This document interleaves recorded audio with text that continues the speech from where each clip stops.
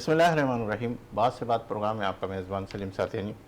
पाकिस्तान और पाकिस्तान से बाहर देखने वाले वो तमाम नाज़रीन जो इस वक्त हमारे इस प्रोग्राम को देख रहे हैं उन्हें खुशामदीद कहता है। नाज़रीन, इन जुमलों से अपने इस प्रोग्राम का आगाज़ करने लगा हूँ कि हमारे पास रोशनी की तमन्ना है, हमारे पास रोशनी की तमन्ना है, और वो भी सहमी सहमी। यहाँ तो यूँ हो रहा है जैसे इक़्तिदार मिलता है, यहाँ तो ऐसा हो रहा है कि जिससे इक़्तिदार मिलता है वो यही सोचता है और यही करता है कि 4 दिन का मेला है, खुश रहना चाहिए और खुश रखना चाहिए। सियासी, अवामी, माशी मंजरनामा क्या दिखा रहा है, क्या दिखा रहा है और क्या क्या दिखाएगा, और इस वक्त क्या दिख रहा है, इस पर हम बात करेंगे। मेरे साथ तशरीफ़ फरमा है CEO सेविंग होम है, एडवानी फाउंडेशन के चेयरमैन है और बिजनेसमैन है, सोशल वर्कर है, और अवामी, सियासी, माशी हर किस्म के हालात पर बड़ी जानिबदारी को हटाकर बिल्कुल गैर जानिबदारा अंदाज के अंदर गुफ्तगू करते। मेरे साथ तशरीफ़ फरमा इकबाल एडवानी साहब, इन्हें आज के इस प्रोग्राम में खुशामदीद कहते हैं। अस्सलाम वालेकुम। मेरे साथ दूसरी मेहमान है, माशाअल्लाह एंकर पर्सन है और फेस टीवी से भी मुंसलिक रही, सोशल, अवामी, सियासी हालात के हवाले से बड़ा अच्छा तज़िया करती नाज़िया अली साहिबा हमारे साथ मौजूद है, इन्हें भी खुशामदीद कहते हैं। अस्सलाम वालेकुम। वालेकुम अस्सलाम, थैंक यू। अच्छा इकबाल भाई, आपकी तरफ मैं आता हूँ कि इस वक्त जो पाकिस्तान के, क्योंकि माशाअल्लाह गुज़िश्ता कई प्रोग्राम में आप हमारे साथ रहें और बहुत से दूसरे चैनलों के ऊपर भी आप माशाअल्लाह जाते रहें, तो माशी हवाले से इस वक्त जो मैं पाकिस्तान की बात करूँ, पहला सवाल यही लेके कि इस वक्त जो मंजरनामा है माशी हालात का, वो क्या दिखा रहा है आपको कि कुछ बेहतर होंगे या इसी तरह होंगे या काफ़ी टाइम लगेगा?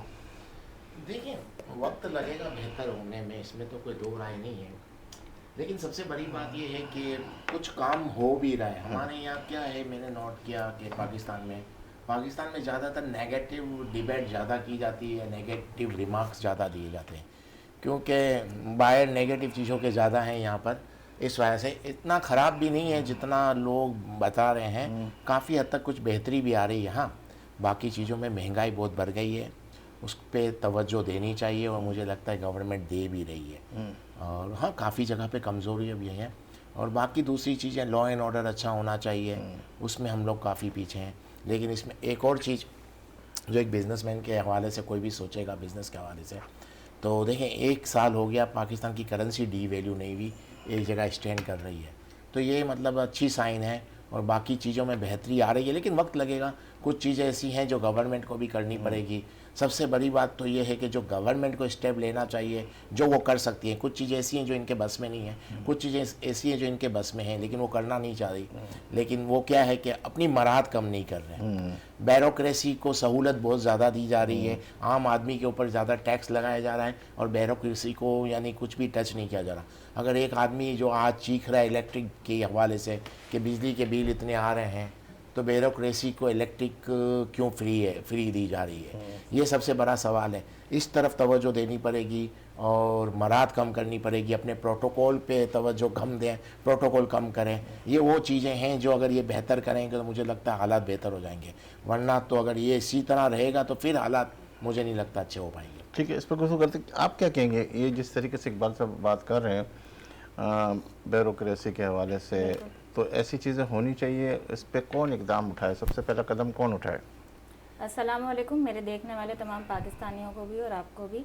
सलीम साहब, इससे पहले भी प्रोग्राम में हम जब पाकिस्तान के ही हालात को, मईशत पे, चीज़ों पर बात करते रहे, मैंने यही कहा था कि नहीं, हम अपने मुल्क के लिए एक होप तो है ना, उम्मीद है, और सब अपने अपना हिस्सा डालेंगे, अपना अपना किरदार पॉजिटिव अदा करेंगे। मैं इस बात से बिल्कुल एग्री करती हूँ कि जहाँ देखें, जब हमारी आवाम की, लोगों की, जिन पॉलिटिशियन से ही तवक्कात होती हैं कि वही आएंगे सामने, उनकी मदद करेंगे, वहीं हम एक जानिब देख रहे होते हैं कि प्रोटोकॉल्स, यानी अगर देखा जाए तो जो मुल्क का हाल हो रहा है इस वक्त, अगर मैं पाकिस्तान की बात करूँ तो हमारी एक आवाम वो है, यानी वाइट कॉलर, हम मिडिल क्लास को कह लेंगे, कि जो मेहनत भी कर रहे हैं लेकिन उसके बावजूद उनको कुछ भी नहीं हासिल वसूल हो रहा है ना, वो सिर्फ बिल्स में और रेंट में, इन चीज़ों में पूरे हैं। अच्छा, उसके बाद हमारा एक तबका यानी पाकिस्तान में ऐसा कल्चर चल रहा है जो हाथ फैला सकते हैं बासानी, बेचारे वो बिल्कुल पिसा हुआ तबका है, वो लोग भी जी रहे हैं स्ट्रगल करके। लेकिन फिर उसके बाद जब कहा जाता है ना कि जिसके पास आ चुका है उसके पास इतना आ गया है कि उसको पीछे मुड़कर देखने की कोई फुर्सत ही नहीं है कि खुदारा, यानी हम इस प्लेटफॉर्म से ये तो आवाज़ उठा सकते हैं कि जिस तरह से बिजली के बिल्स की बात हो रही है, इतनी सारी चीज़ें हैं, पेट्रोल का भी हमने यही देखा कि जो वैसे भी उनके पास वसाइल भी हैं और जो बहुत कुछ कर सकते हैं, तो उनके पास ही आपने वो सहूलियात भी फराहम कर दी जिन्हें ज़रूरत ही नहीं है, तो समझे उनकी तो लेविश हो गई ना लाइफ स्टाइल। उसी के लिए हमें काम करने की सबको ही ज़रूरत है कि आप ना सिर्फ इन चीज़ों पर आवाज़ बुलंद करें, आज हम बैठे हुए हैं, इसी तरह से आप लिखें, बोलें उस चीज़ के ऊपर। ये नहीं कि आप अगर इक़्तिदार में आ गए, जितने भी, सॉरी टू से मैं ओवरऑल सारी पार्टीज़ की बात करती हूँ, कि जो भी इक़्तिदार में आ जाता है, जिसके पास भी फैसिलिटीज़ होती हैं, उससे पहले तो आप रैलीज़ निकाल रहे होते हैं, उससे पहले आप इनकलाब लाने के लिए भी बात कर रहे होते हैं। और एक ये कि जिस वक्त जो हुकूमत में होता है वो जब किसी के साथ नाइंसाफ़ी कर रहा होता है, उसके पास सारी फैसिलिटीज़ होती हैं, उसको कोई एतराज़ नहीं होता। जैसे ही अगर कोई और हुकूमत आ जाती है, उसको बिल्स भी याद आ जाते हैं, उसको लोगों की गुर्बत भी याद आ जाती है। तो ये बेरहमी है, सुतेला सलूक है, इससे हमें निकलने की बहुत ज़्यादा ज़रूरत है, हमें आगे देखने की ज़रूरत है। पॉजिटिव बात की अगर मैं बात करूँ तो उसमें हम एक अरसे से कह रहे थे कि महंगाई इसने की, उसने की, डॉलर यहाँ चला गया। डॉलर अभी यानी हमने देखा कि ठीक है, माना बहुत ज़्यादा नहीं गिरा, लेकिन डॉलर में अभी कमी आई, एक दो दिन पहले फिर दोबारा, वो तो बहुत ही मामूली कमी आई, लेकिन हमने देखा कि अब कम से कम बढ़ नहीं रहा। इसी तरह गोल्ड में भी हमने यही देखा। लेकिन मैं ये समझती हूँ कि महंगाई जिस तरह से हो रही है और उसके बाद जो अखराजात हैं लोगों के, सैलरीज उतनी नहीं है, तो उसमें एक आम इंसान आसानी से गुजारा नहीं कर सकता है। बिल्कुल सही कह रही हैं। अच्छा, इकबाल साहब, मैं आपकी तरफ आता हूँ। जिस तरीके से नाज़िया ने कहा कि गोल्ड के हवाले से हम अक्सर ये खबर सुनते हैं कि ये आपस के अंदर ही कुछ इस तरह की चीज़ें होती है कि 20,000 बढ़ा देते हैं, 30,000 ख़रीदने के टाइम होता है, या कुछ इस तरह की कोई है सिस्टम, या वाकई ही ये जो जेन्युइन रेट आते हैं क्या है? देखिए, गोल्ड का प्राइस का कोई पाकिस्तान में अगर कोई आप समझते हो कि तेज़ी मंदी के हवाले से आप कह रहे हैं, मुझे नहीं लगता ऐसा। गोल्ड का तो खैर इंटरनेशनल मार्केट से कनेक्ट है, और उसकी वजह अगर आप समझें तो वो ये वजह है कि अगर पाकिस्तान, अगर हमारी करेंसी डी वैल्यू होती रहेगी तो अंडरस्टूड बात है कि गोल्ड के प्राइस भी बढ़ जाएंगे। अगर आपकी करेंसी डी वैल्यू नहीं होगी और डॉलर के मुकाबले में, तो मुझे नहीं लगता गोल्ड का इतना प्राइस ज़्यादा आ सके। हाँ, इस बार ये हो सकता है, जो मुझे लग रहा है कि जो ग्लोबली हालात जो हो गए हैं, यानी एक बहुत बड़ी वॉर हो गई है, उस वजह से अगर गोल्ड का भाव बढ़ जाए इंटरनेशनल मार्केट में तो पाकिस्तान पे अफेक्ट पड़ेगा। पाकिस्तान में ये अभी कोई गोल्ड लेकर रख लिया और इसकी प्राइसेस, मुझे नहीं लगता कि उससे इतना अफेक्ट पड़ता होगा। हाँ, ये अगर आपकी करेंसी डी वैल्यू हो गई तो फिर तो अंडरस्टूड है कि गोल्ड के प्राइस बढ़ जाएंगे। लेकिन इस बार मुझे लगता है हो सकता है इंटरनेशनल मार्केट में गोल्ड के प्राइस बढ़ जाएं, क्योंकि जंग जो ग्लोबली जो जंगी हालात हो गए हैं उसमें अगर शायद हो जाए तो वो इतना बड़ा इशू नहीं है। पाकिस्तान तो खैर सरवाइव कर जाएगा, गोल्ड का इतना बड़ा इशू नहीं चल रहा मुझे। लेकिन बाकी देखें तो गोल्ड के प्राइस के जो आप कह रहे हैं, तो मुझे नहीं लगता ये यहाँ की लोकल मार्केट में कुछ ऐसी कोई चीज़ हो सकती है। अच्छा, मैं कह रहा हूँ कि सियासत के हवाले से अगर मैं गुफ्तगू करूँ, एक टेलीफोन लाइन के ऊपर ले लेते हैं। सरदार साहब हमारे साथ टेलीफोन लाइन पे। अस्सलाम वालेकुम। जी वालेकुम सलाम। सर कैसे हैं, ठीक हैं आप? जी अल्लाह के करम। मेरे साथ इकबाल एडवानी साहब भी बैठे हुए हैं और नाज़िया अली भी मेरे साथ मौजूद है। पाकिस्तान पीपल्स पार्टी के हवाले से हम बात करें कि जिस तरीके से ये मंजरनामा IPPs के हवाले से और मंजर आपस के अंदर एक दूसरे के हवाले से कि 3 महीने में कुछ ऐसी कहानियाँ भी आ रही है कि बहुत सख्त दिन होंगे और बड़े हो सकता है कि कुछ चेंजिंग हो जाए, कोई ऐसी ही सूरत हाल है या नहीं कुछ? ठीक है, हम जाहिर है हम पॉलिटिकल वर्कर हैं और हम प्रिडिक्शन कर सकते हैं। और आज जो आर्मी चीफ की स्पीच और प्राइम मिनिस्टर पाकिस्तान की स्पीच थी, उससे तो मेरे ख्याल में पाकिस्तान के तमाम लोगों के हौसला, हिम्मत और एक उम्मीद की किरण जरूर नजर आई है कि पाकिस्तान की पॉलिटिकल फोर्सेस और पाकिस्तान के तमाम इदारे अल्हम्दुलिल्लाह एक देश हैं और उनका वही स्टांस है आर्मी चीफ का और प्राइम मिनिस्टर का कि मुल्क को आगे कैसे लेके जाना है और मुल्क से गुर्बत, महंगाई, बेरोजगारी को कैसे कम करना है। और खास करके जो प्राइम मिनिस्टर पाकिस्तान ने इलेक्ट्रिसिटी के हवाले से बात की, तो मेरे ख्याल में एक उम्मीद पाकिस्तान के अंदर जरूर पैदा हुई है। लेकिन इस वक्त जो करंट सिचुएशन है वो बड़ी क्रिटिकल कंडीशन है कि पाकिस्तान के अंदर जो महंगाई, बेरोजगारी और खास करके जो इलेक्ट्रिसिटी के हवाले से जो इसमें जिस तरह के बिल आ रहे हैं, उसमें ना कि सिर्फ पाकिस्तान का आम आदमी, बल्कि मेरे ख्याल में शायद ही कोई ऐसा आदमी है तो जो इसके ऊपर पार्टी आपकी क्यों इतनी अच्छे तरीके से आवाज़ नहीं उठा रही है? असेंबली में इधर उधर कहीं भी वो चीज़ नज़र नहीं आ रही, क्योंकि हर शख्स परेशान है। पार्टी आवाज उठाए या न उठाए, लेकिन जाहिर है हमारी मजबूरियां भी हैं कि हम इंटरनेशनल जो हम IMF के जो एग्रीमेंट है उसके हवाले से और जो बाकी दुनिया के साथ हमारी जो रिलेशन है उसके हवाले से हमें ज़ाहिर है सोच समझ के बात करनी है। लेकिन एक चीज मैं आपको बताऊं, इसमें आवाज उठाना या न उठाने की बात नहीं है। हमें सबको एक जॉइंटली एक आवाज उठानी चाहिए कि पाकिस्तान के लोगों को रिलीफ मिलना चाहिए। ठीक है। इसमें पाकिस्तान पीपल्स पार्टी के चेयरमैन राहुल भट्टो जरदारी साहब ने हमेशा एक चीज पे आवाज उठाई कि पाकिस्तान के लोगों को रिलीफ मिलना चाहिए। तो सर आप हमारे साथ लाइन के ऊपर रहिएगा, मैं इकबाल साहब का भी सवाल लेता हूँ, लेकिन इससे पहले इकबाल साहब से हमारी जब बात हो रही थी वो ये कह रहे थे कि प्रोटोकॉल जिस तरीके से ले रहे हैं सारे सियासतदान, अपनी चीज़ें कम नहीं कर रहे और अवाम को कह रहे हैं कि बस आप कम करो, सारा बोझ अवाम पे डाला जा रहा है, सियासतदान खुद अपने आगे क्यों नहीं आ रहे? देखिए, प्रोटोकॉल बिल्कुल कम होना चाहिए। मैं समझ रहा हूँ कि किसी भी चाहे प्राइम मिनिस्टर है, प्रेसिडेंट है या पाकिस्तान के चारों चीफ मिनिस्टर साहिबान है, उनको प्रोटोकॉल अपना काम करना चाहिए। बिल्कुल ये बात, अगर किसी ने ज्यादा प्रोटोकॉल लिया, सिक्योरिटी से हटके अगर किसी ने कोई प्रोटोकॉल लिया है तो डेफिनेटली वो कम होना चाहिए। लेकिन एक चीज मैं आज जो खुश आइंदा बात है, इस वक्त मैं 2-3 तस्वीर नगार है पाकिस्तान को, उनको भी सुन रहा था कि जो प्राइम मिनिस्टर पाकिस्तान की स्पीच है, जो आर्मी चीफ की स्पीच है, और जो एक उम्मीद की किरण पैदा हुई है कि जो प्राइम मिनिस्टर साहब ने कहा कि 200 और 500 यूनिट वाले जो लोग, 200 से 500 यूनिट वाले जो लोग हैं, हम उनको रिलीफ फराहम करना चाहते हैं। कितने महीने तक की होगी ये सारी? आपको तो पता है कि हमारे मुल्क की सियासत कहाँ है, किधर है। 3 महीने की रिलीफ देके फिर वो परेशान हो जाएंगे सारे के साथ। मैं तो उम्मीद करता हूँ कि जो 200 से 500 यूनिट के लोग हैं उनको तो कम से कम 5 साल का रिलीफ तो लाभ में मिलना चाहिए, ताकि लोग अपने जीने की उम्मीद तो पैदा कर सकें ना।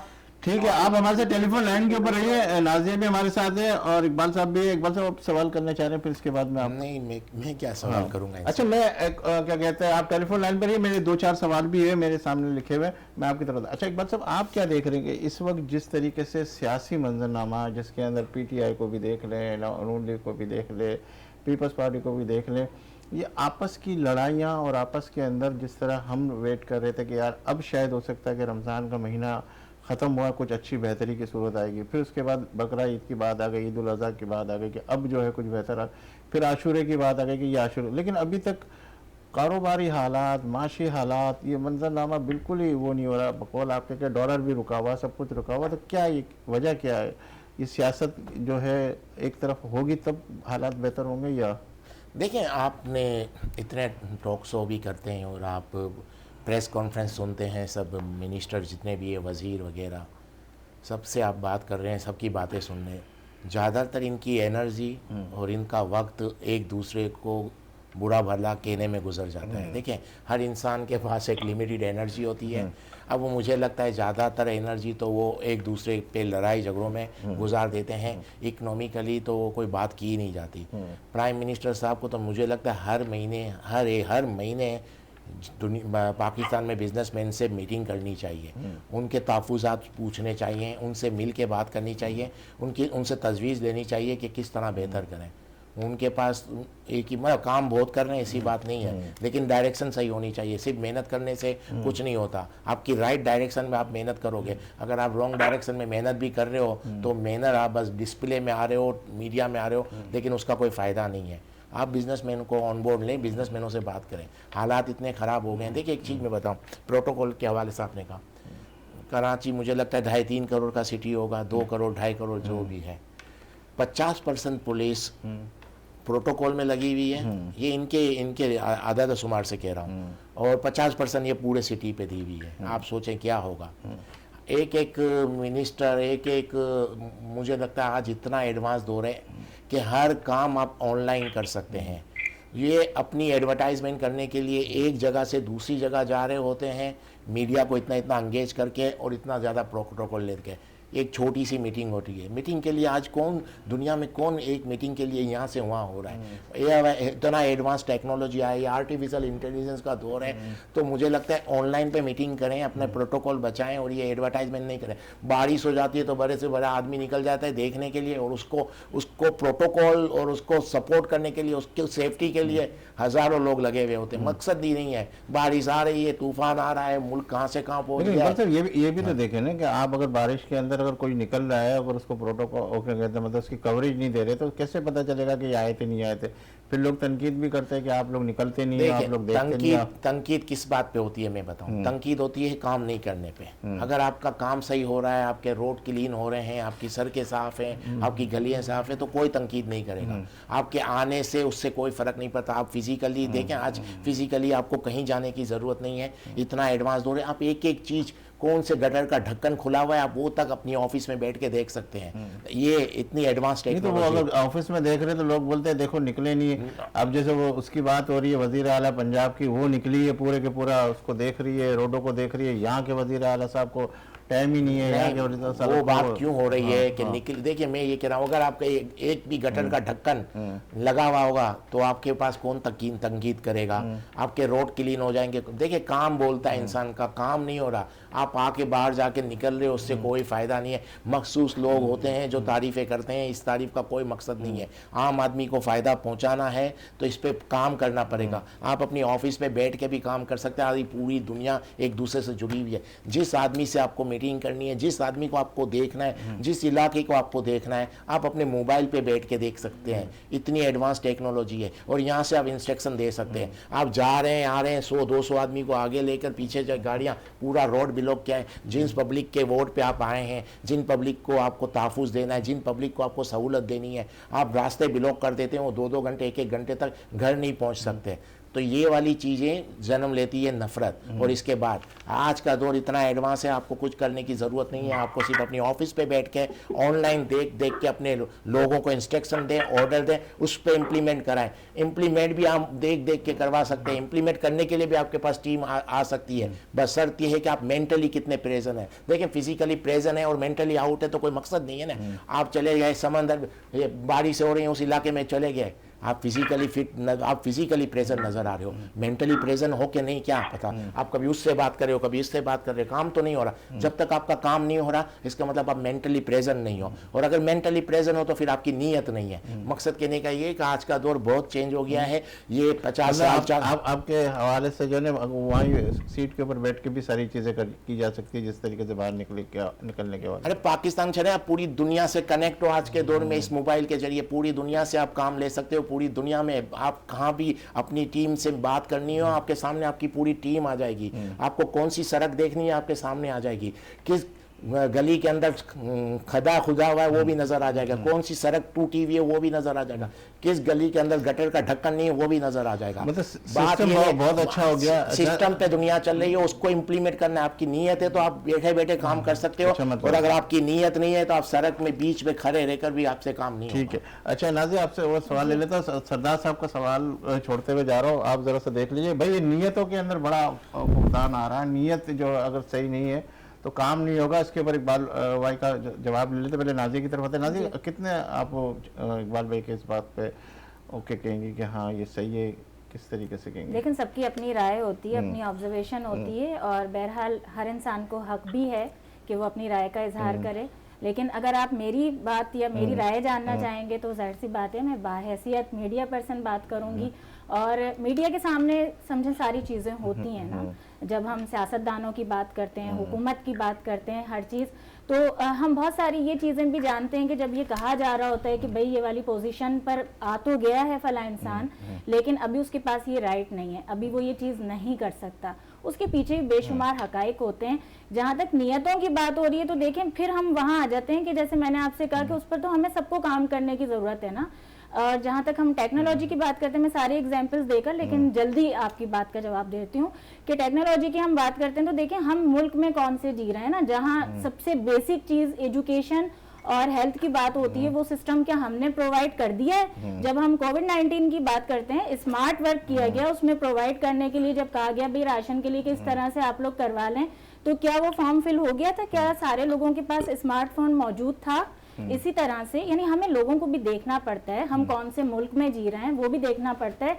मैं ये समझती हूँ कि बहुत इम्पोर्टेंट है। के लिए तो वो दूसरों से भी मैं हेल्प लेके उसी पॉइंट पे आ रही हूँ ना। देखिए, हाँ। हमें सारी चीजें देखते हुए सब कुछ करना पड़ता है। ये नहीं है कि हम खामोश होकर बैठ जाएं, हम बोलें कि भाई सारी चीजें हो जाएंगी, खुद ब खुद हो जाएंगी। अच्छा, प्रोटोकॉल को मैं जरा ये डिफाइन कर दूं कि जो हम बोल रहे होते हैं ना कि प्रोटोकॉल लिया जा रहा है, जिस तरह इन्होंने भी फोर्स की बात की कि भाई पुलिस इतना डिपार्टमेंट यहाँ एंगेज होता है, इतना।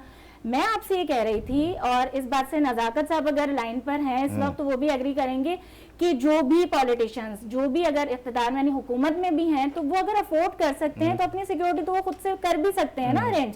बहुत सारी चीजें ऐसी हैं जिससे आवाम को रिलीफ मिल सकता है। यानी एक्स्ट्रा ऑर्डिनरी हम वही सारी चीजें, मैंने इसी तरह से जब हम इलेक्ट्रिक की बात करते हैं कि बिजली के बिलों की हम बात कर रहे हैं, तो उन्हें सबको जो अफोर्ड कर सकते हैं उनको क्यों फ्री यूनिट्स चाहिए?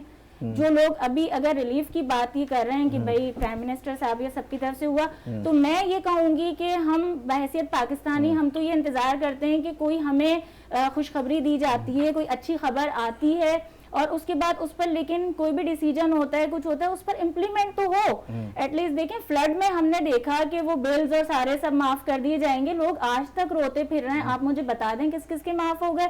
अगर आटे में नमक के बराबर किसी को रिलीफ मिला है, अल्लाह अल्लाह खैर से अल्लाह, लेकिन आवाम तो रो रही है। वो लोग तो कह रहे सियासतदान वगैरह कोई भी रिलीफ नहीं दे रहा, कोई भी ऐसी चीज नहीं हो रही कि हमें इतने % माफ है और ये है वो। तो देखें, ये फिर ब्रेकिंग न्यूज अभी की होगी, अभी तक तो सारी चीजें चल रही थी ना। बात सिर्फ मैंने आपसे क्या कहा कि मैं पॉलिटिशियंस भी, हम ये बात क्यों करते हैं कि हर पॉलिटिशियन खराब है, हर सियासी जमात के अंदर कोई ना कोई मसला है। मैंने आपसे आगाज में यही कहा कि जब कोई भी पार्टी जब हुकूमत में आ जाती है, जब वही सारी बुराइयां जिस वक्त वो हुकूमत में नहीं होती तो उनको दूसरी सियासी जमातों में नजर आ रही होती हैं। अब जैसे महंगाई की बात है, तो मैं अभी तक ये देख रही हूँ हमारे मुल्क में कि जिसकी हुकूमत आती है, जो हुकूमत में नहीं आता वो बोलते हैं नहीं ये वाला बिल फाड़ दो, ये वाला बिल जला दो, इसके खिलाफ एहतजाज कर दो। आप मुल्क का क्यों नहीं सोच रहे? आप लोगों का क्यों नहीं सोच रहे? आप सब वन पेज पर क्यों नहीं आने का सोच रहे? अब तो मैं अगर प्राइम मिनिस्टर और प्रेसिडेंट की बात करती हूँ तो यहाँ हम एक चीज देख रहे हैं कि बेहतरी हमें इसलिए आती हुई दिखाई दे रही है कि यहाँ लेग पुलिंग का सिलसिला नहीं हो रहा है अभी तक। तो मैं ये समझती हूँ कि लोग जहाँ जिस जगह पर भी मौजूद हैं उनको अपनी तरफ से अपना हिस्सा डालते हुए अपने हाथ से तो एक चिराग रोशन करने की जरूरत है एटलीस्ट। ठीक है नज़ाक साहब, आपकी तरफ आता हूँ कि इस वक्त जो नाजिया कह रही है, इससे पहले कि इनके सवाल की तरफ जाऊं कि इस वक्त जो मौजूदा हालात है, जो जिस तरीके से आप बात करें, सिंध के अंदर मैंने सुना है कि सोलर सिस्टम आप इंट्रोड्यूस करा रहे हैं, ये क्या हकीकत है इसमें? जी देखिए, एक चीज तो मैं आपको बताऊं कि इकबाल साहब ने ये बहुत काबिल एहतराम में बात किया है, उन्होंने जो आपने अपने कॉन्टेक्स्ट में बात की, मेरे ख्याल में इकबाल साहब ने बड़ी रीजनेबल बात की कि जो भी चीजें उनको मुल्क के लार्जर इंटरेस्ट में रिजॉल्व होना चाहिए ना, हमें ये देखना चाहिए कि मुल्क का लार्जर इंटरेस्ट है, उसके मुताबिक हमें तमाम पॉलिटिकल फोर्सेस को, चाहे हमारे एस्टेब्लिशमेंट हो, सिविल ब्यूरोक्रेसी हो, सबको मुल्क के लार्जर इंटरेस्ट में सोचना चाहिए और गरीब आवाम के बारे में सोचना चाहिए कि हमें गरीब को कितना रिलीफ देना। जहाँ तक आपने सोलर की बात की, ये जो सर साहब ये इसी के ऊपर मैं सवाल कर लूं, ये लफ्जों की बातों से हम निकलेंगे कब बाहर? मतलब आप भी ये कह रहे हैं कि होना चाहिए, कब होंगे और कब होगा ये सारा सिस्टम? मैं आपको बताऊं, इन्होंने हॉस्पिटल की बात की ना, आपको मिसाल दे रहा हूं, आपने सवाल पूछा है तो मैं आपको जवाब दे देता हूं। नहीं, सोलर से पहले मेरा ये वाला सवाल है कि आप कह रहे हैं कि ऐसा होना चाहिए, होगा, किस तरीके से होगा, कौन करेगा, क्या होगा? सवाल किया तो फिर मेरी भी सुन लें। जी जी, अगर कांटी पिछले साल की UNDP की रिपोर्ट पढ़ लें कि सूबा सिंध वाइस सूबा जिसने हेल्थ सेक्टर में सबसे ज्यादा काम किया जी, सिर्फ रोजाना 1800 1900 के आसपास में लोग जिन्ना हॉस्पिटल कराची की इमरजेंसी में आते जी। 26,000 लोगों ने इस दफा NICVD कराची से ओपन हार्ट सर्जरी, एंजियोप्लास्टी और एंजियोग्राफी करवाई जी, और फ्री ऑफ कॉस्ट। आप जहाँ पे बैठे हुए, यहाँ से 10 मिनट की ड्राइव पे आपको चेस्ट पेन यूनिट मिलेगा H और जी। ये सिंध गवर्नमेंट का एक कारनामा है सेहत के हवाले से। ठीक है।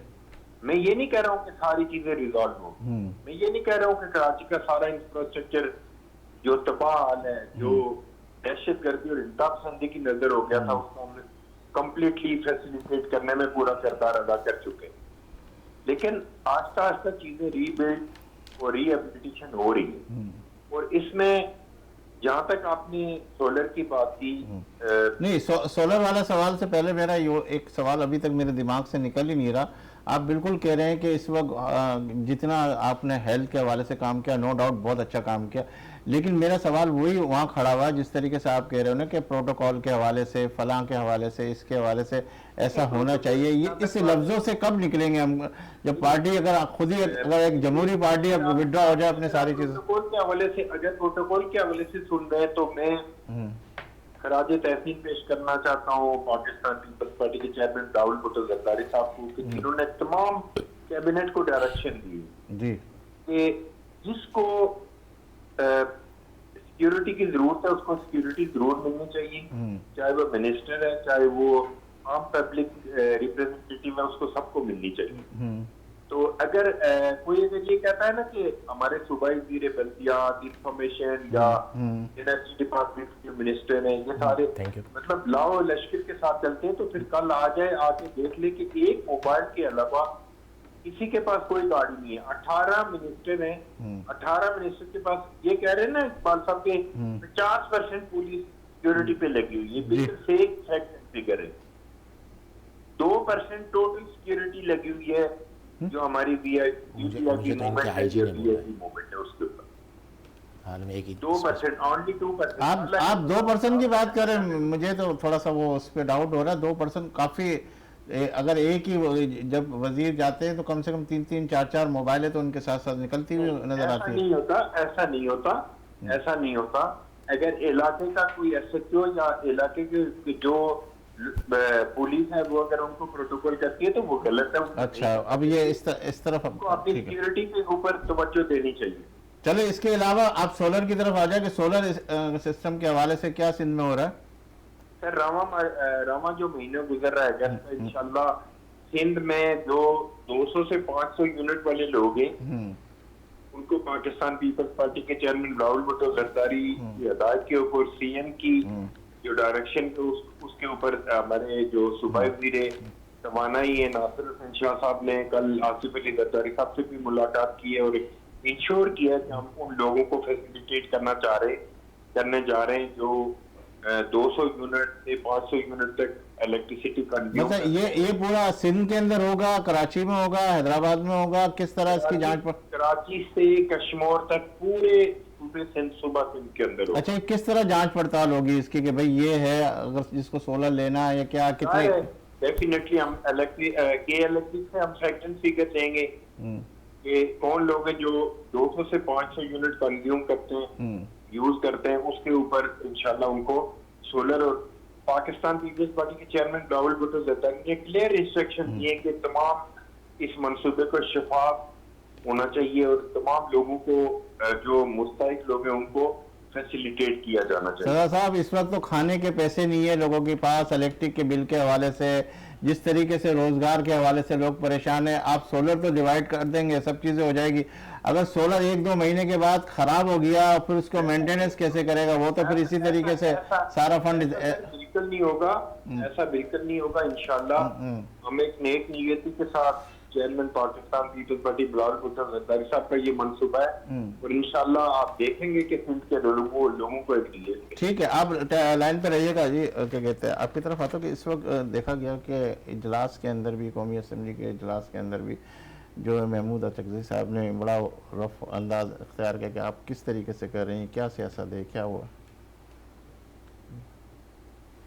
क्या कर रहे हैं, यानी किस तरह से? मतलब उन्होंने बात की है महमूद अचकज़ई ने कि आप सारी चीज़ें जो अभी बात कर रहे हैं, मैं तो इस असम्बली को नहीं मानता, मैं तो इसको वो नहीं करता, ये क्या चल रहा है, मतलब किस तरह का सिस्टम चल रहा है? मतलब किस सिस्टम के ऊपर ऑब्जेक्शन उठा रहे थे, ये पूछ रहा हूँ। क्या मैं ये कह रहे थे कि आप लोग जिस तरीके से जो कानून साजी कर रहे हो, जो ये सारी चीज़ें लेके आ रहे हो, ये तो कोई सिस्टम का वो ही नहीं है। मतलब सब ये जो अभी जो कानून साजी हुई है उसके तो देखिए उसकी वजूहत हैं कि अभी कोर्ट ने एक फ़ैसला दिया था जिनको ये लोग कह रहे हैं कि वन साइडेड था, जिसकी वजह से नई कानून साजी की जा रही है कि पीटीआई ने वो चीज़ें जो चीज़ें पीटीआई तो पिटिशन ही नहीं थी, सुन्नी इत्तेहाद थे और ये तो थी ही नहीं, तो इनको इतनी सीटें दे दी गई, तो वहाँ पर इनको लगता है कि नाइंसाफ़ी कोर्ट में यानी जो फैसला किया गया वो सही नहीं है। इसलिए मुझे लगता है कि अभी ऐसा हो गया है कि गवर्नमेंट और इस्टेब्लिश वर्सेस अदलिया, ये आज की मतलब इस तरह समझेगा, अदलिया और पीटीआई एक तरफ बज़ाहिर नज़र आ रही हैं और इस्टेब्लिशमेंट और गवर्नमेंट एक तरफ नज़र आ रही है। तो वो अपने हिसाब से कानून साजी करते रहेंगे पार्लियामेंट में, वो अपने हिसाब से फैसला देते रहेंगे और पीटीआई अपने हिसाब से जो भी खान साहब कभी आज कुछ कहते हैं कल कुछ कहते हैं, और इस तरह ये अगर करते रहेंगे तो प्रॉब्लम कहाँ आ रही है कि इनकी इस लड़ाई की वजह से आम आदमी तकलीफ़ में आता जा रहा है। हर आने वाले दिन में पाकिस्तान के हालात जो ख़राब होते रहे हैं उसकी वजह ये भी है कि आपस में इनकी लड़ाई इस हद तक चली गई है कि मुझे इसका कोई सॉल्यूशन नज़र नहीं आता। कोई अनहोनी वाक़या होगा पाकिस्तान में मुझे लगता है, क्योंकि जिस तरह की जिस एज पे ये लड़ाई चली गई है उसका कोई यानी आप यूँ नहीं समझे कि कोई आइन में रह के कोई ऐसा डिसीजन होगा आइन से। वैसे आइन पे तो खैर कोई अमल कर भी नहीं रहा पाकिस्तान में, लेकिन एक्स्ट्रा कोई माहौल बन जाएगा यानी इमरजेंसी मार्शल लॉ इस तरह की कोई भी चीज़ पाकिस्तान में हो सकती है इन फ्यूचर में। अच्छा, एक और सवाल ले लो फिर इसके बाद नाज़े की तरफ बताइए। जमात इस्लामी के धरने के वो कैसे देख रहे हैं आप, किस तरीके से देख रहे हैं? देखिए जमात इस्लामी का धरना जो पॉइंट उन्होंने रेस किए वो सही है, इलेक्ट्रिक के बिल वगैरह, महंगाई वगैरह, लेकिन ये सबसे बड़ी बात पता है क्या है, जो पाकिस्तान में जितने भी जो महंगाई के लिए निकलते हैं अवाम की वजह से निकलते हैं वो उस वक्त निकलते हैं जब वो गवर्नमेंट में नहीं होते हैं। जब ये गवर्नमेंट में होते हैं तो ये एक बात भी असेंबली में इस तरह की बात नहीं करते हैं। मैंने अभी तक इतना ही देखा है, अभी जितनी भी ओपोजिशन में पार्टियां होंगी वो सब आपको महंगाई के ऊपर बात करेंगे, लेकिन आप प्रीवियस कुछ अरसे पहले चले जाएं तो जब इनकी हुकूमत थी तब भी तो महंगाई थी। यानी महंगाई को कंपैरिजन हम इस तरह करते हैं कि इससे पहले का जो दौर था, जो इनके आने से पहले के दौर और इनके दौर की महंगाई आप कवर करोगे ना, कि पहले थोड़ा सस्ता था बाद में महंगा हो गया। अभी भी यही है कि इससे पहले थोड़ा कम था तो आज महंगा हो गया। लेकिन जो भी आपको देखें, कोई भी जमात हो, कोई भी पार्टी हो, एक खूबसूरती इनमें है कि जब ये अपोजिशन में होते हैं इनको सब याद आ जाता है मुल्क में लॉ एंड ऑर्डर सही नहीं है, मुल्क में महंगाई बहुत हो रही है, आम आदमी प्रॉब्लम में आ गया, गरीब इनको बहुत याद आ जाता है, रात को आता है याद, दिन में आता है, गरीबों को बहुत ज़्यादा याद करते हैं। इनकी मतलब इनको ऐसा लगता है कि वो जो गरीब जो होता है उससे भी ज़्यादा इनके दिल में दर्द आ जाता है। लेकिन कब आता है? जब ये अपोजिशन में होते हैं। जब ये गवर्नमेंट में होते हैं तो कुछ भी नहीं होता, और फिर जब धरना देते हैं, कुछ भी देते हैं, तो आपने नोट किया होगा इनके धरने भी कुछ अरसे बाद ख़त्म हो जाते हैं, लेकिन वो प्रॉब्लम तो वहीं रहती है। वो जब प्रॉब्लम सॉल्व नहीं हो रही तो आपका धरना कैसे ख़त्म हो गया, आपके मुज़ाकरात कैसे कामयाब हो गए? तो ये जितने भी हैं, मैंने देखा है जितने भी धरने होते हैं जो किसी भी इशू पे, बाद में वो एक डील पे जाके ख़त्म हो जाते हैं। तो क्या करे, खामोशी रहे? नहीं, आवाज़ तो उठानी चाहिए। आवाज़ कैसे उठाए? खामोश हो जाए। कोई आवाज़ उठाता तो भी मुसीबत, कोई आवाज़ नहीं उठाता तो ये पिसता जाता है। आवाज़ उठाना चाहिए, मैं ये नहीं कहता। फिर आवाज़ जब आप उठाइए तो फिर आपने कंप्रोमाइज़ नहीं करना। अभी हम हैं 15 दिन बाद अगर इसी बात पे ये धरना ख़त्म हो जाता है और महंगाई इसी तरह रहती है तो फिर धरना क्यों ख़त्म हुआ? नहीं तो जिस तरीके से बात की जा रही है कि अब हम ये करेंगे वो करेंगे, तो कम से कम 100 में से 50% में कुछ हो जाता तो कुछ तो बेहतरी हो जाती है। बेहतरी तो आपके हवाले से क्या करना है? मतलब खामोश रहना चाहिए? नहीं ना, आवाज़ तो आपने कहा क्या, मुझे जो बात की मैंने उसका जवाब दिया। खामोश तो कभी भी नहीं रहना चाहिए। खामोश रहने के लिए देखें आपके पास आज मीडिया भी है, मीडिया में भी आप बात कर सकते हो। हमारे यहाँ मीडिया की बात है 1 घंटे के बाद 2 घंटे के बाद। एक सेकंड मेरी बात सुने। हमारे यहाँ जो धरने और एहतिजाज होते हैं ना, तो किस किस्म के होते हैं? एक आम आदमी के लिए आप लड़ने निकले हो, उसी आम आदमी की आप बाइक जला रहे हो। एक ऑटो वाले के लिए आप लड़ने निकले हो, उसी ऑटो का ऑटो जला दिया। एक छोटा दुकानदार जो रेंट की दुकान लेकर बैठा हुआ है उसकी 5 दिन से दुकान आपने बंद करवा दी। ये कौन से धरने हुए, ये कौन से एहतिजाज हुए? आप किसके लिए लड़ने निकले हो? एक आम आदमी के लिए। आप किसके लिए लड़ने निकले हो? कि जो छोटा दुकानदार है, जो इलेक्ट्रिक का बिल नहीं भर सकता। आपके एहतिजाज की वजह से, आपके पथराव की वजह से, आपके मारधार की वजह से उसकी दुकान 5 दिन से बंद है। वो ऑटो वाला घर से नहीं निकल सकता और किसी का ऑटो आपने जला दिया। वो बाइक जो मुश्किल से किस्तों पे ली हुई उसकी बाइक आपने जला दी। इस तरह के धरने को आप कैसे जस्टिफाई कर सकते हैं? ठीक है, एहतजाज का कोई डिजाइन होना चाहिए, तरीकेकार फिर सही होना चाहिए। हमारे यहाँ फिर तरीकेकार सही नहीं है, जिसके लिए आप लड़ने निकले हो उसको ही तकलीफ में दे देते हो। एक और भी एग्जाम पाकिस्तान में इस तरह नहीं काफी बार हुआ है। एक डेनमार्क के अंदर कोई तौहीन रिसालत कर देता है, और डेनमार्क में कर रहा है, वहां पर है, मैं उस गरीब की बाइक जला देता हूं कराची में रहकर।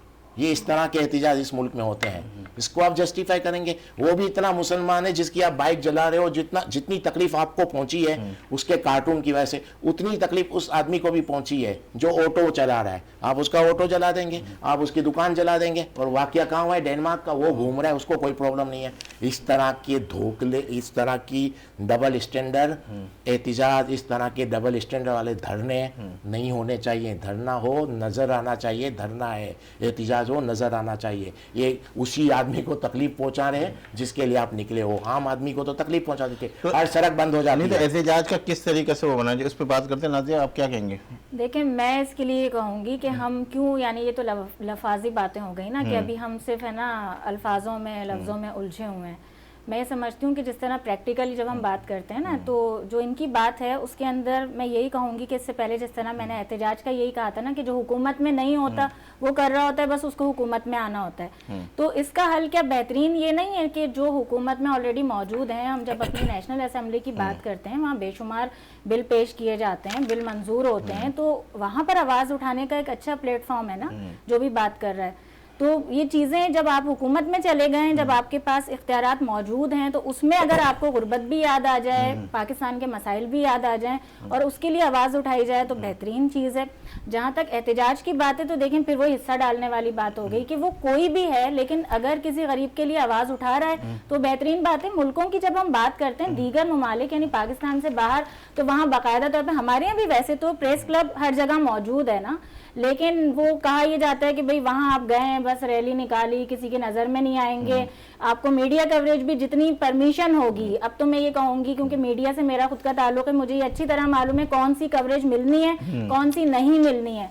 तो वो कवरेज मिलनी होगी तो मिल जाएगी, अदरवाइज आपकी तो कोई सुनवाई नहीं है। लेकिन ये बात, मैं इस बात से यकीनन अग्री करूंगी कि आप जिस मसले के लिए निकले हैं, जिसको आप मजलूम कह रहे हैं, उस मजलूम के ही घर पर अगर आप बम गिरा देंगे, उसी के घर को आग लगा देंगे, तो ये आपका मजलूम के लिए हाथ उठाना, यानी उसके लिए खड़े होना नहीं है, उसका साथ देना नहीं है, बल्कि आप बिल्कुल समझें कि है ना जुल्म के साथ ही खड़े हो गए ना, जुल्म ही कर रहे हैं। तो खुदारा इन चीज़ों से हमें बाहर आने की ज़रूरत है। और अगर कोई भी अच्छा काम कर रहा है, इस वक्त हमारे साथ ये हो रहा है कि अभी तक हमने यही देखा, 9 मई का वाक़या हमारे सामने वो हो गया, अभी इमरान खान साहब के भी जो स्टेटमेंट्स आ रहे हैं, तो देखें वो भी डबल आ रहे हैं ना, 2 तरह के आ रहे हैं कि जो चीज़ें पहले लग रही थी नहीं है, इन्हीं प्रोग्राम्स में मैं कहती रही आगे जाकर ऐसा हो सकता है। तो मैं यही बोलती हूँ, हमारे मुल्क में देखें, हम एक चीज़ पर चिपक नहीं सकते।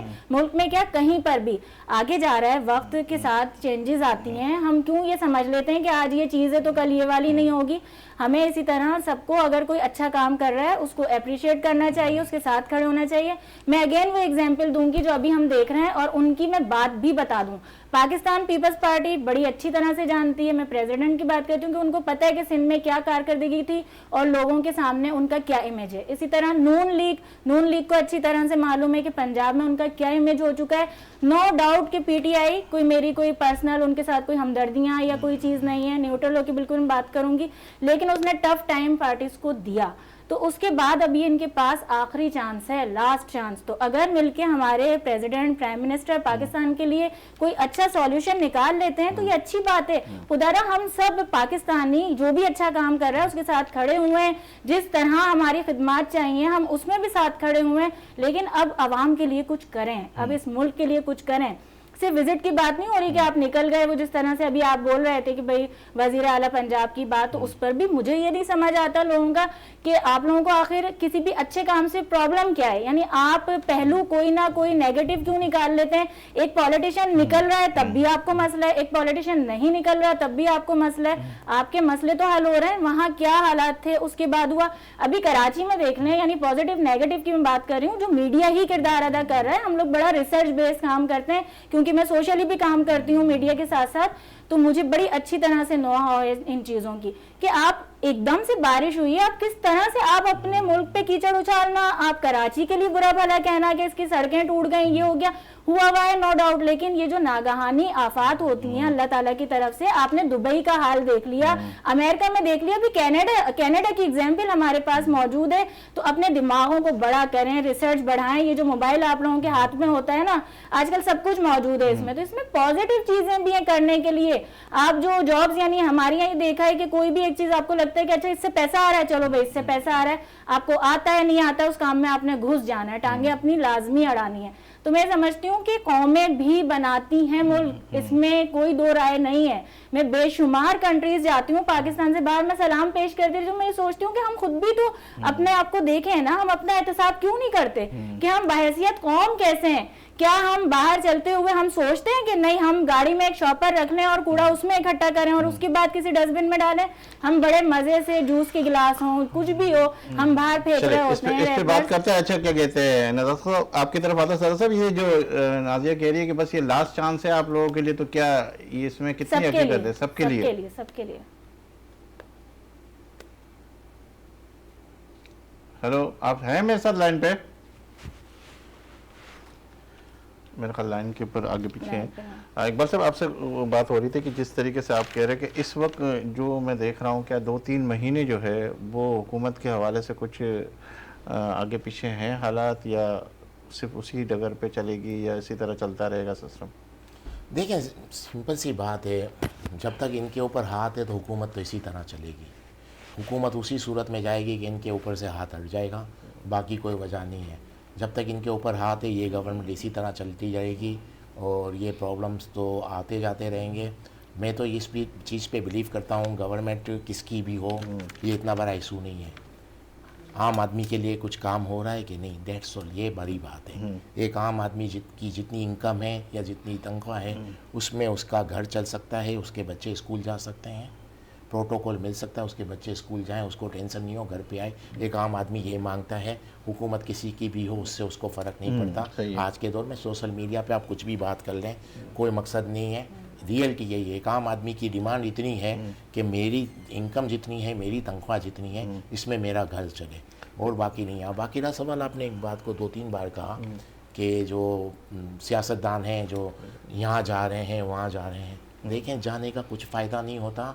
आपको मैं कितनी वीडियो दिखा दूं, अभी एक चीफ़ मिनिस्टर एक जगह गया है, अनाउंस काफ़ी पहले हो जाती है कि चीफ़ मिनिस्टर हॉस्पिटल में आ रहे हैं। अब हॉस्पिटल के अंदर कुर्सियां टेबलें सब उस वक्त सही कर दी जाएंगी, जो मेडिसिन चाहिए होंगी वो सब बॉक्स में भर दी जाएगी और सबको अपडेट कर दिया जाएगा। जैसे चीफ मिनिस्टर घर पे गया वो सब चीज़ें चेंज हो जाएगी। तो ऐसे दौरे करने का क्या मकसद? अभी हाल में मरियम नवाज एक जगह पे गई थी, आपने देखा था स्टॉल लगा हुआ था कुछ राशन डिस्ट्रीब्यूट का। अभी वो मुझे लगता है रास्ते में होंगी और वो स्टॉल ख़त्म कर दिया गया। तो ये चीज़ें इनको नज़र नहीं आ रही, ये सिर्फ अपनी एडवर्टाइजमेंट के लिए जाते हैं, बाकी कुछ नहीं। आप आज ऐलान कर दें कि फ़लाँ दिन इस जगह पे चीफ मिनिस्टर आ रहे हैं, 2 दिन बाद किसी भी हॉस्पिटल में, आज उस हॉस्पिटल का हाल देख लें, 2 दिन बाद नक्शा चेंज हो जाएगा, 4 दिन बाद जाएंगे दोबारा वही होगा। ऐसे दौरे करने का क्या मकसद?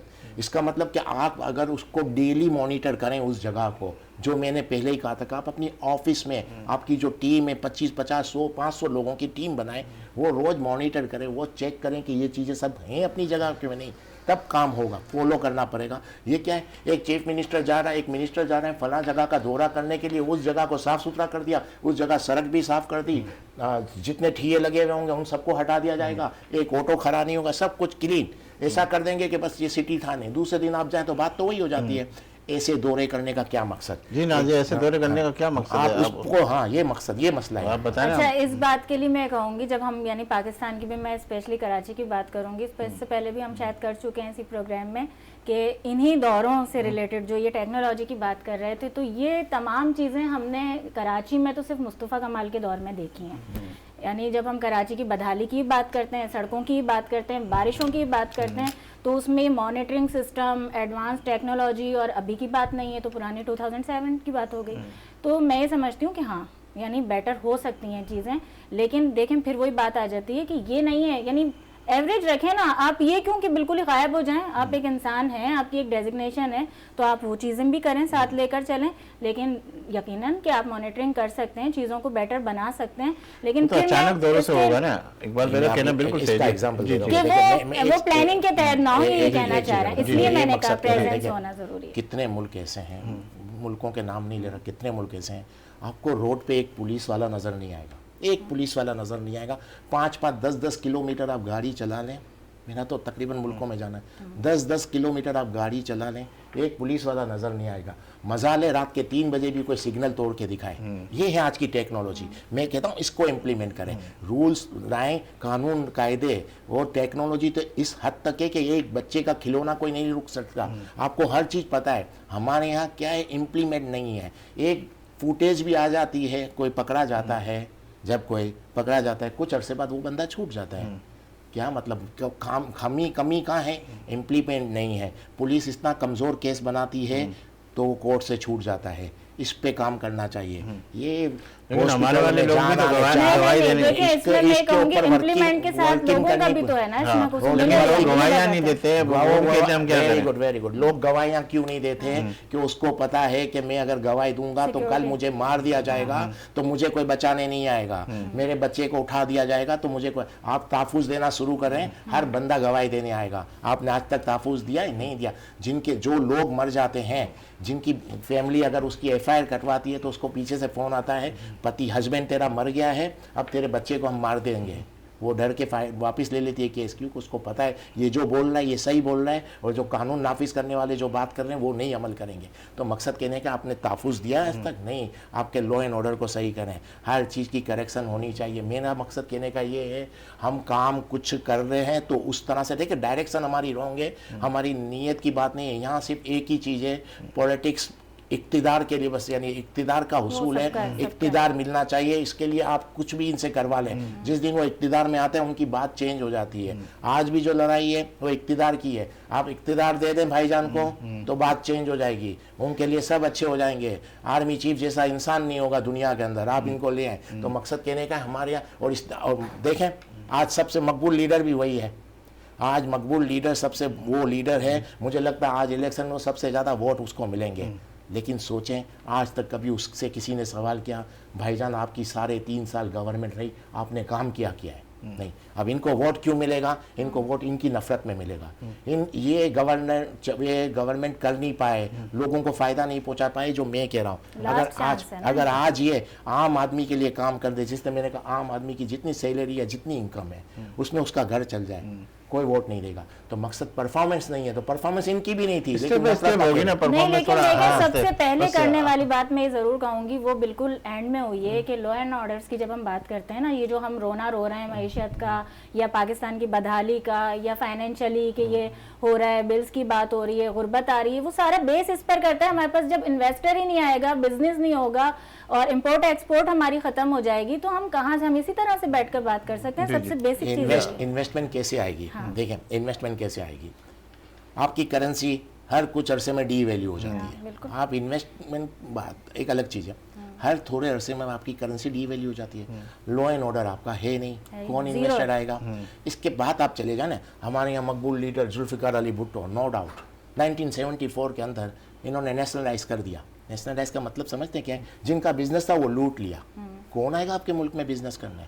15, 17, 20 साल बाद 98 में शायद आपने डॉलर अकाउंट फ्रीज कर दिया। कौन आएगा इन्वेस्टमेंट करने? बम ब्लास्ट आपके ख़त्म नहीं होते, भत्ता आपके ख़त्म नहीं हो रहे, डॉलर आपका डी वैल्यू हो रहा है, घर से बंदा निकलता है, घर पे पहुंचने का भरोसा नहीं है। कोई बिजनेसमैन ज़रा नाम कर लेता है, कोई बिजनेसमैन ज़रा मार्केट में बड़ा नाम आ जाता है उसका कि ये बहुत बड़ा बिजनेसमैन अच्छा है, इसके पीछे सब लोग लग जाते हैं, इसकी फाइलें खुल जाती हैं। बड़े बड़े बिजनेसमैन या तो अपने 20-20, 25-25 केस को फेस कर रहे हैं, 10-10 वकील रखे हुए हैं, या मुल्क छोड़ के चले गए हैं। तो बेसिक ये प्रॉब्लम है। इन्वेस्टमेंट आएगी इस तरह कि आप लॉ एंड ऑर्डर सही करो, अपनी करेंसी को डी वैल्यू नहीं होने दो, बस आपके बिजनेस आएगा। आपकी ये दो चीज़ें नहीं होंगी, यहाँ पर अभी भी कोई भी जगह बिजनेसमैन आता है उसके पीछे आप लोग पड़ जाते हो, उसके कितने वो अकाउंट खोल दिए जाते हैं, तो बिजनेस कौन तो करेगा बहरहाल इसमें? अच्छाई की उम्मीद लेके चल रहे हैं। अच्छाई की बहुत उम्मीद, शुक्रिया। देखिए उम्मीद के साथ एक कोशिश मिनट, है। अच्छाई की उम्मीद सही है, लेकिन आपको मैं बताऊं, देखिए अच्छाई की उम्मीद भी उसी सूरत में आप करेंगे कि आपकी जो खामियां हैं पहले उसको आप एडमिट तो करें। देखें, आप किसी भी किस्म की करेक्शन करेंगे ना, पहले आप मानेंगे कि मेरे में ये खामियां हैं, तब जाके आप उसकी करेक्शन करेंगे। आप उस अच्छी बातों को चक्कर में, ये तो नहीं है ना, आपको ये राइट तो नहीं है आप अपनी खामी को ही नहीं मानो। अगर आप अपनी गलती को और अपनी खामी को नहीं मानोगे तो आपकी करेक्शन कैसे होगी? जब तक आपकी करेक्शन नहीं होगी तो आप में बेहतरी कैसे आएगी? ठीक है इकबाल भाई, इस पे बात करते हैं। नाज़रीन बहुत शुक्रिया, इकबाल साहब बहुत Thank शुक्रिया। नाज़रीन आपने हमारे इस प्रोग्राम को देखा और मैं सिर्फ ये कहूँगा कि मैं मुतमईन हूँ अगरचे ख़राब है माहौल, मैं मुतमईन हूँ अगरचे ख़राब है माहौल, ख़िज़ा के बाद का मौसम बाहर होता। दीजिए मुझे इजाज़त, इंशाल्लाह ज़िंदगी रही अल्लाह लाए तो फिर आपसे मुलाकात का शर्फ हासिल करेंगे। और जब भी आपका हाथ दुआ के लिए उठे तो इस खाकसार पर वतन अजीज़ को अपनी दुआ में ज़रूर शामिल कीजिएगा। अल्लाह हाफ़िज़।